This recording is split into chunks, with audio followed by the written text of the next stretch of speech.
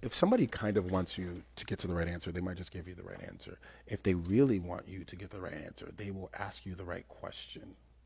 Over the last couple of days, black people have been doing something that I fear is just kind of going over the heads of the rest of white America.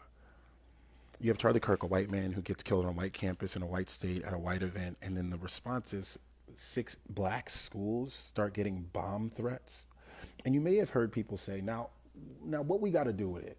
How we get in this? And maybe you were moving so fast that you didn't realize that black people were asking you the question and not giving you the answer. Because in grappling with the question, you might realize that even you don't believe the lies that you've told yourself. You just needed them so that you could get a little bit of sleep. I'll give you an example. Things hit the fan in white America, and look where your subconscious takes your eyes, right towards your guilt. Look at that. Did you see that? You see how your eyes went right towards where you believe the retribution and the retaliation for your sins would come from. You tried so hard to anesthetize and hypnotize yourself with the gospel of black people just make everything about race, one of the lies you've told yourself. But it never fooled us. But more importantly, it never really fully fooled you.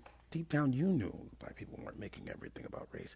You knew that your ancestors made everything about race, that they rounded people up and said that they deserved slavery because of their race, and that they built your entire culture off of propaganda and lies about black people and their deservedness of slavery because of race, that they murdered and mutilated and raped and tortured people for hundreds of years because of race. And you are now supporting policymakers and policies that seek to legislatively further what your more bullish and brute ancestors were only skilled enough to install by force.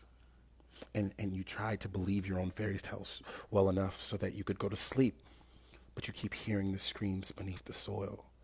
They're pesky, so much so that every time there's a loud noise, you look where you lied.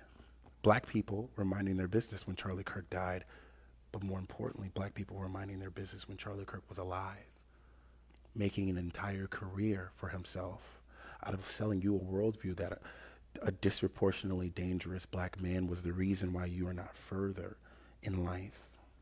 And until you grapple with the lies that you created, or that you've told, or that you believed, there will always be a louder and louder heartbeat underneath Edgar Allan Poe's floorboards. Does that make sense?